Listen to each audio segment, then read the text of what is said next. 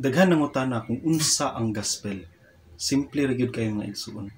Ang gospel is Christ and Him crucified. Ang kinabuhi ni Jesus Christ, ang iyahang kamatayon o ang iyang pagkabanhaw. Hanging upon the cross, Christ was the gospel.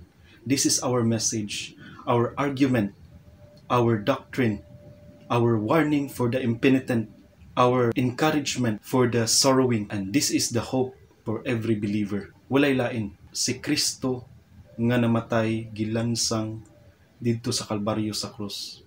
Iyahang paglubong ug ang iyahang pagkabanhaw.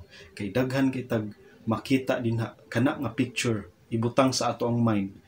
Daghan kitag makuha dinha nga lesson ug magamit nato sa atong pagkinabuhi dinhi sa kalibutan ug makita nato kung unsa ka importante ang pagkinabuhi, ang iyang kamatayon ug ang iyang pagkabanhaw alang sa ato ang kaluwasan.